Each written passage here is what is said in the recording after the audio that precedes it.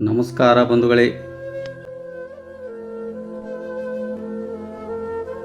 ಸುರಕ್ಷಾ ಸೇವಾ ಸಂಸ್ಥೆಯ ಆಶ್ರಮದಲ್ಲಿ ಲಿಂಗೈಕ್ಯ ಶ್ರೀಮತಿ ಪದ್ಮಾವತಿ ಹನುಮಂತರಾಯ್ ಬಡಿಗೇರವರ 3ನೇ ವರ್ಷದ ಪುಣ್ಯತಿಥಿ ಆಚರಣೆ.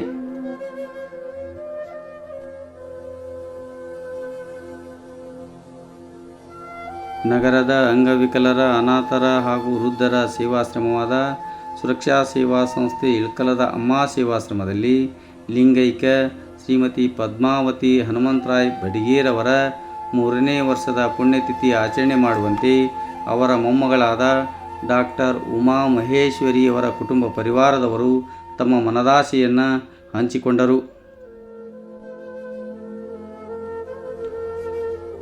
ಅದರಂತೆ ಲಿಂಗೈಕ್ಯ ಶ್ರೀಮತಿ ಪದ್ಮಾವತಿ ಹನುಮಂತರಾಯ್ ಬಡಿಗೇರವರು ಮೂಲತಃ ಯಾದಗಿರಿ ಜಿಲ್ಲೆಯ ಸುರಪುರ ತಾಲೂಕಿನ ಸತ್ಯಂಪೇಟೆಯ ಗ್ರಾಮದವರು.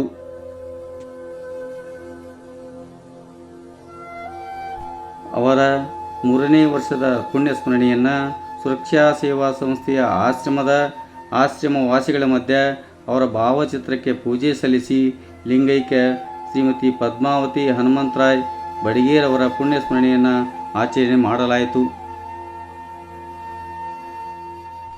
ಆಶ್ರಮವಾಸಿಗಳೂ ಕೂಡ ಅವರ ಭಾವಚಿತ್ರಕ್ಕೆ ಪೂಜೆ ಸಲ್ಲಿಸಿದರು.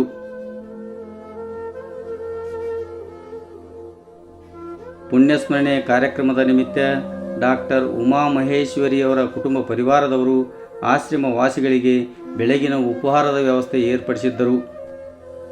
ಪುಣ್ಯಸ್ಮರಣೆ ಕಾರ್ಯಕ್ರಮದಲ್ಲಿ doctor Sahana, doctor Suma GK, doctor Divya, Shrimati Shobha Krishnamurthy ಹಾಗೂ ಡಾಕ್ಟರ್ ಅನಿಕೇತ್, ಡಾಕ್ಟರ್ ರತನ್ ಸೇರಿದಂತೆ ಆಶ್ರಮವಾಸಿಗಳು ಭಾಗವಹಿಸಿದ್ದರು. ಆಶ್ರಮದಲ್ಲಿ ಪುಣ್ಯಸ್ಮರಣೆ ಆಚರಣೆ ಮಾಡಿ ಆಶ್ರಮವಾಸಿಗಳಿಗೆ ಬೆಳಗಿನ ಉಪಹಾರ ಏರ್ಪಡಿಸಿದ ಡಾಕ್ಟರ್ ಉಮಾ ಮಹೇಶ್ವರಿ ಕುಟುಂಬ ಪರಿವಾರದವರಿಗೆ ತುಂಬು ಹೃದಯದ ಧನ್ಯವಾದಗಳು.